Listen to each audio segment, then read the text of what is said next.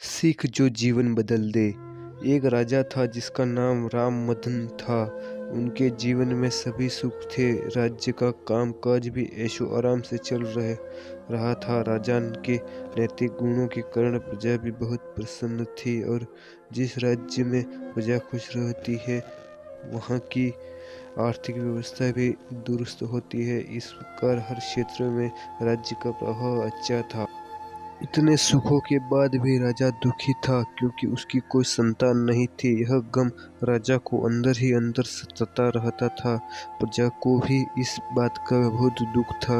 वर्षों के बाद राजा की यह मुराद पूरी हुई और उसे एक पुत्र की प्राप्ति हुई। पूरे नगर में कई दिनों तक जश्न मना। नागरिकों को राजा महल में दावत दी। राजा की इस खुशी में प्रजा भी झूम रही थी। समय बीतता जा रहा था। राजा कुमार का नाम नंदन सिंह रखा गया। पूजा पाठ एवं इंतजार के बाद राजा को संतान प्राप्त हुई थी, इसीलिए उसे बड़े लाड प्यार से रखा जाता था। लेकिन अधिक किसी बात की अच्छी नहीं होती। अधिक लाड ने नंदन सिंह को बहुत बिगाड़ दिया था। बचपन में नंदन की सभी बातें दी को लुभाती थी, पर बड़े होते होते ही यही बातें बदतमीजी लगने लगती थी। नंदन बहुत ज्यादा जिद्दी हो गया था।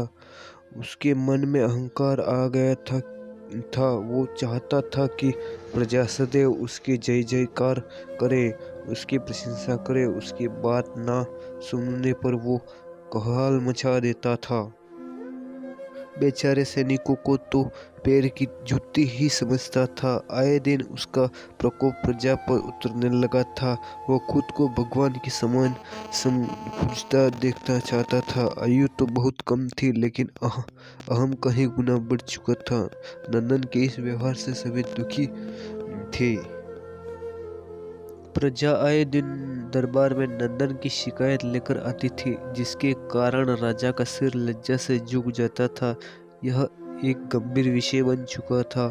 एक दिन राजा ने सभी खास दरबारियों एवं मंत्रियों की सभा बुलाई और उससे अपने दिल की बात कही कि वे राजकुमार के इस व्यवहार से अत्यंत दुखी है। राजकुमार इस राज्य का भविष्य है।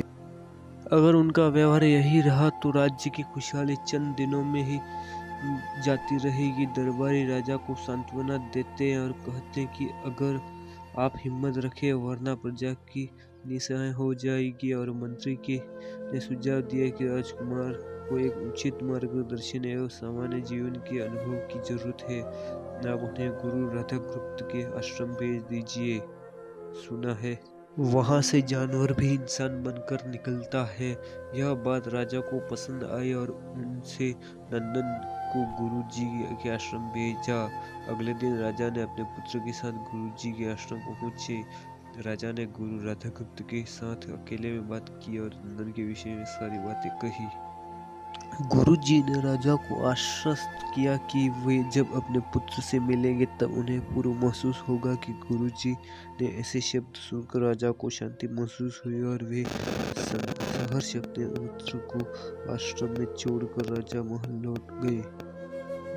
अगले दिन सुबह गुरु के खास चेले द्वारा नंदन को भिक्षा मांगकर खाने को कहा गया, जिससे सुनकर नंदन ने साफ इनकार कर दिया। चेले ने उसे कह दिया कि अगर पेट भरना है तो भिक्षा मांगनी पड़ेगी और भिक्षा का समय शाम तक ही है, अन्यथा भूख रहना पड़ेगा। नंदन ने अपनी अकड़ में चेले की बात नहीं मानी और शाम होते होते उसे भूख लगने लगी, लेकिन उसे खाने को नहीं मिला। दूसरे दिन उसने भिक्षा मांगना शुरू किया। शुरुआत में उसके बोल के कारण उसे कोई भिक्षा नहीं देता था, लेकिन गुरुकुल में सभी के साथ बैठने पर उसे आधा पेट भोजन मिल जाता था। धीरे धीरे उसे मीठे बोल का महत्व समझ आने लगा और करीब 1 महीने बाद नंदन को भरपेट भोजन मिला, जिसके बाद उसके व्यवहार में बहुत से परिवर्तन आए। इसी तरह गुरुकुल के सभी नियमों ने राजकुमार में बहुत से परिवर्तन किए, जिसे राधागुप्त जी समझ रहे थे। एक दिन राधागुप्त जी ने नंदन को अपने साथ सुबह सवेरे सैर पर चलने कहा। दोनों सैर पर निकल गए। रास्ते पर बहुत बातें की। गुरुजी ने नंदन से कहा कि तुम बहुत बुद्धिमान हो और तुम में बहुत अधिक ऊर्जा है जिसका तुम्हें सही दिशा में उपयोग करना चाहिए। दोनों चलते चलते सुंदर बाग में पहुंच गए, जहाँ बहुत सुंदर सुंदर फल थे जिससे बाग महक रहा था। गुरुजी ने नंदन को बाग से पूजा के लिए गुलाब के फूल तोड़ने कहा। नंदन झट से सुंदर सुंदर गुलाब तोड़ लाया और अपने गुरु के सामने रख दिए। अब गुरुजी ने उसे नीम के पत्ते तोड़कर लाने कहा। नंदन वो भी ले आया। अब गुरु जी ने उसे एक गुलाब सूंघने दिया और कहा, बताओ कैसा लगता है। नंदन ने गुलाब सूंघा और गुलाब की बहुत तारीफ की। फिर गुरुजी ने उसे नीम के पत्ते चखकर उसके बारे में कहने को कहा।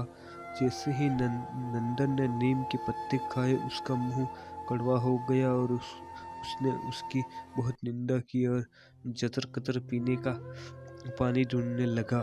नंदन की यह दशा देख गुरुजी मुस्कुरा रहे थे। पानी पीने के बाद नंदन को राहत मिली। फिर उसने गुरुजी से हंसने का कारण पूछा। तब गुरुजी ने उसको कहा कि जब तुमने गुलाब का फूल सूंघा तो तुम्हें उसकी खुशबू बहुत पसंद अच्छी लगी और तुमने उसकी तारीफ की, लेकिन तब तुमने नीम की पत्तियां खाई तो तुम्हें वो कड़वी लगी और तुमने उसे थूक दिया, उसकी निंदा भी की। गुरुजी ने नंदन को समझाया, जिस प्रकार तुम्हें जो अच्छा लगता है तुम उसकी तारीफ करते हो, उसी प्रकार प्रजा भी जिसमें गुण होते हैं उसकी प्रशंसा करती है। अगर उसके साथ दुर्व्यवहार करोगे, उससे प्रशंसा की उम्मीद करोगे तो वे यह कभी दिल से नहीं कर पाएंगे। इसी प्रकार जहाँ गुण होते हैं वहाँ प्रशंसा होती है। नंदन को सभी बातें विस्तार से समझ आ जाती हैं और वो अपने महल लौट जाता है। नंदन में बहुत परिवर्तन आता है और वो बाद में एक सफल राजा बनता है।